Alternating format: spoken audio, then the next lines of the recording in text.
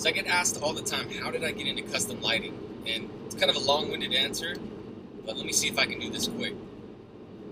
About 2003, 2002, I was looking online at things that I could do to my car, which at the time was an automatic. It had gone bad a year prior, and it was going bad again. The automatic transmission was going out.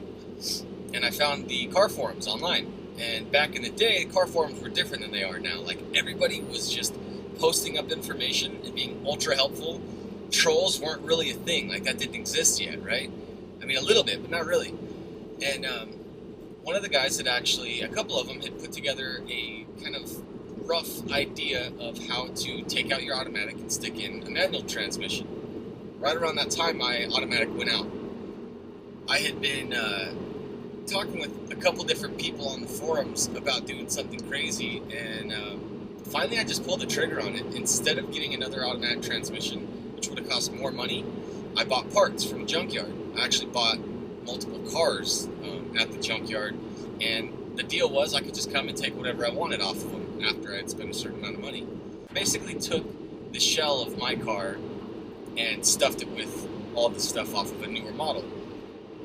So while it was down, this took 3 months. I'd never worked on a car before. I read some little stupid guide on how to make a little angel eye ring and how to use LEDs to make it work.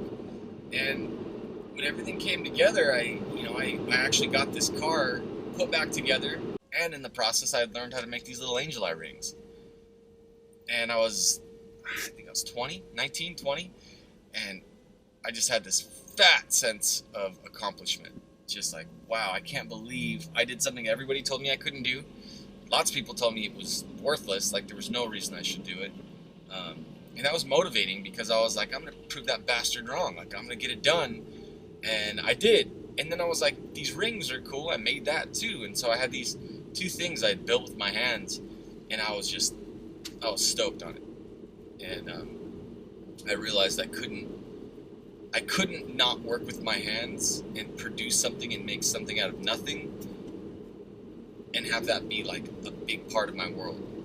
So I started FlyRyde, like literally that's why, because I spent all kinds of money and time and effort, and I'd never at 19, 20 years old had anything impact me the way that did. And just, I made my parents proud. That's so weird. Like, I took up their garage for 3 months and wrenched on a car that everybody thought was never going to go back together, and then I did it, and it felt great.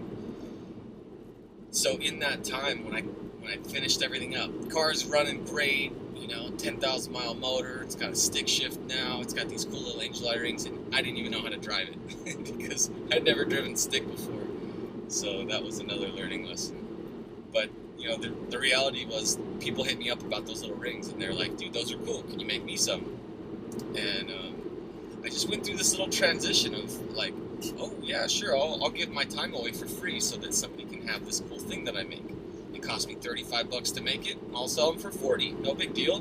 That covers my costs, So yeah, it turned into this little business where people were like, man, you got to charge more. Like, you're not going to be able to make these things and keep doing it if you're not making any money. So like, charge us more. They told me that. I listened. I charged them more. I charged them 100 bucks. It's cost me 35 bucks to make. Then I started thinking about it and found some suppliers on eBay. And instead of buying bulbs from, the little LEDs pre-wired from AutoZone, which were junk at the time, I mean, bad. Everyone's spoiled today. LEDs are dope. Back in the day, they sucked. And I would buy them in a little pack of 3 for 10 bucks each. I needed 3 of those, and I needed a couple dollars of plastic. So I was spending the 35 bucks.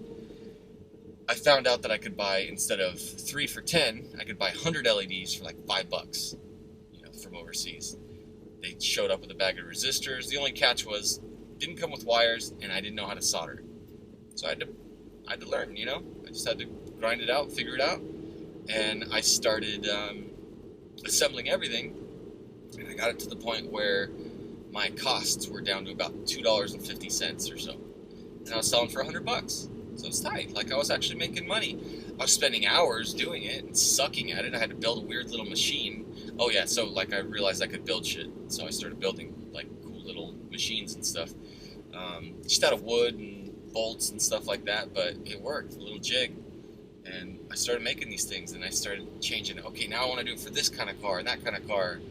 I remember wrenching on a Supra back in the day, like probably 2004, and just thinking like, wow, this is crazy. I started off with this Hyundai, stupid car. Like, I had so much money in that car. I think at max, the thing only ever made like 130 horsepower, and I loved it. Like, I literally thought I was gonna have that until I died. I thought I was just gonna own that car until I was old and gray.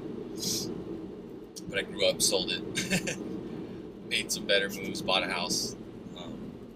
But it's crazy. It was like those days were when things were growing organically, because there was no other way. This is early. This is like, I used to take pictures on a camera that you stuck the floppy drive in. The floppy that wasn't even floppy. I don't know why they call it that, but the little tiny disc, it held like, man, such small. Like a picture on my iPhone, one 10-second clip from this video right here would be 10 times the capacity that camera could hold.